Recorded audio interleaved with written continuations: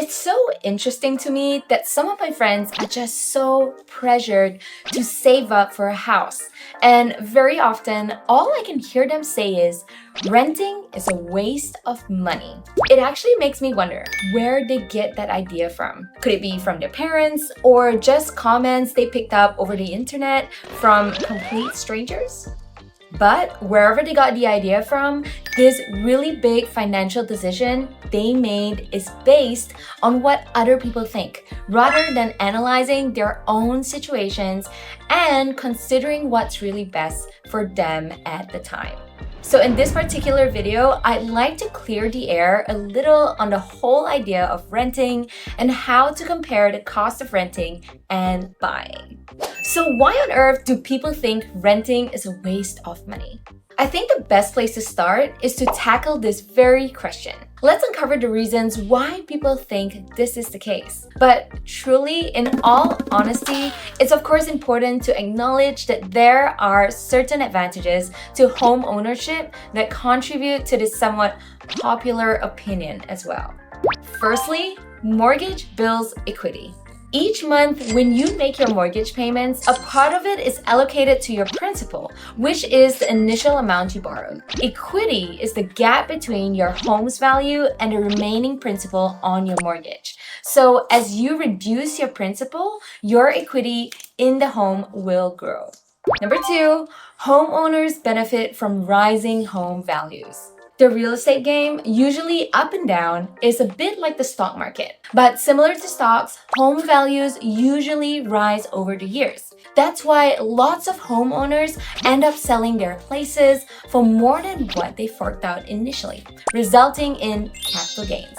I won't argue the truth to either of these statements because it's mostly a fact that making mortgage payments builds up equity, and it's also likely that your home's value will increase over time. But now, let's move on to uncover why these are not the only factors you should consider about. Let's talk about renting versus buying.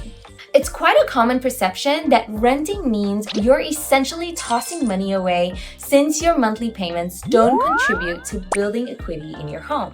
However, even for housing costs, not all of them contribute to building equity in your home as well. And the first one is closing cost. Closing costs for home ownership is not something you need to pay for continuously, but they do hit you pretty hard in the first year. These costs typically fall between 1 and 3% of the home's purchase price. So let's say for a cozy $382,600,000 home, you're looking at paying $3,826 for these closing expenses. Then there's the interest. Say you decide to buy that $382,600,000 dream home with a monthly mortgage payment matching your rent. Let's say, for example, your interest rate is at 3.5%. You're looking at around $13,391 that goes straight to your interest in the first year. If you're renting, you wouldn't need to factor on mortgage interest since you don't own the property. Then there are the property taxes. The rates can fluctuate depending on your location. However, according to the US Census Bureau, the average household tends to pay approximately $2,471 annually for property taxes, just for the purpose of this example. Number 4. Homeowner insurance. Another continuous expense that tags along with home ownership is homeowner's insurance. The price tag for this can fluctuate based on your location, your home size, desired coverage, and various other factors. According to what I read online by Value Penguin, the typical cost of homeowner's insurance is around $1,445 annually. Number 5. Maintenance. Finally, maintenance. When you own a home, the responsibility of handling repairs is on you. There will be no more landlord for that. Predicting your annual maintenance expenses is tricky. Nevertheless, I read online that experts suggest setting aside approximately 1 to 4% of your home's cost yearly. So for that $382,600,000 home, you might want to budget around $3,826 for those unexpected fix-ups just in case.